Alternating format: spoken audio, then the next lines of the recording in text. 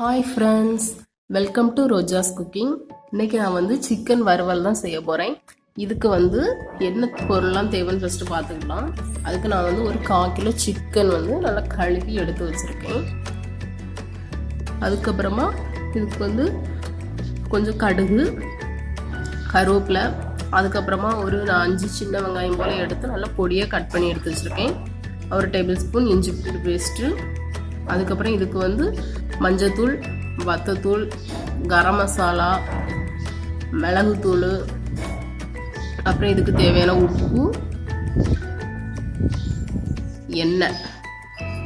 இப்போ இதை எப்படி செய்யறதுன்னு பார்க்கலாம். அதுக்கு நான் ஃபஸ்ட்டு ஒரு பேன் எடுத்து ஹீட் பண்ணிவிட்டு, பேன் சூடானதுக்கு அப்புறமா அதில் கொஞ்சம் எண்ணெய் ஊற்றியிருக்கேன். எண்ணெய் நல்லா ஹீட் ஆனதுக்கப்புறமா இதில் ஒரு 1/2 ஸ்பூன் கடுகு சேர்த்துக்கலாம்.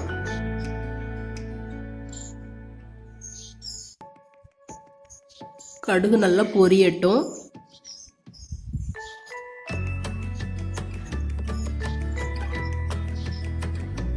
இப்போ கடுகு நல்லா பொரிஞ்சதுக்கு அப்புறமா இதில் கொஞ்சம் கருவேப்பிலை சேர்த்துட்டு எடுத்து கட் பண்ணி வச்சிருந்த சின்ன வெங்காயம் அதையும் நான் சேர்த்து நல்லா வதக்கி எடுத்துக்கிறேன்.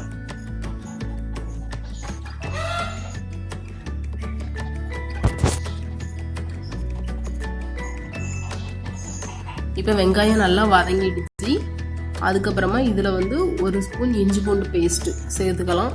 இஞ்சி பூண்டு பேஸ்ட்டு சேர்த்து லைட்டாக கிளறிட்டு நம்ம எடுத்து வச்சுருந்த சிக்கன், அந்த சிக்கன் பீஸையும் நான் இதில் சேர்த்துக்கிறேன்.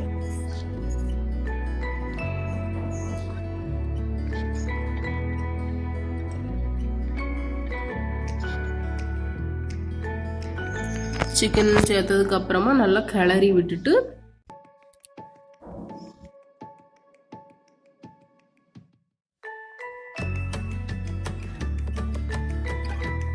இப்போ இதுக்கு இந்த சிக்கனுக்கு தேவையான அளவுக்கு உப்பு சேர்த்துக்கிறேன். உப்பு சேர்த்து நல்லா கிளறி விட்டுடலாம்.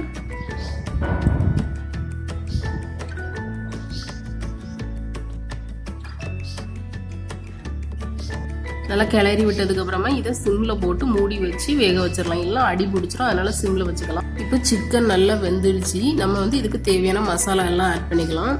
நான் இதில் ஒரு 1/2 ஸ்பூன் கரம் மசாலா, அதுக்கப்புறமா ஒரு 1/4 ஸ்பூன் மஞ்சத்தூள், ஒரு 1/2 ஸ்பூன் வத்தத்தூள், அப்புறம் ஒரு 1/2 ஸ்பூன் நல்ல மிளகுத்தூள்.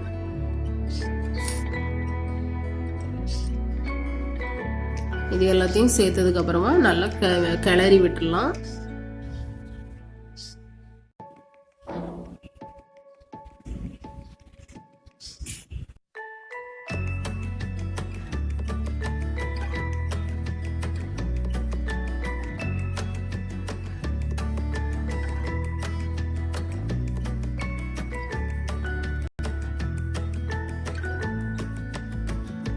மசாலா எல்லாம் போட்டு நல்லா கிளறி விட்டாச்சு. இப்போ கிளறி விட்டதுக்கப்புறமா மேலே 2 கருவேப்பிலை தூவிக்கலாம்.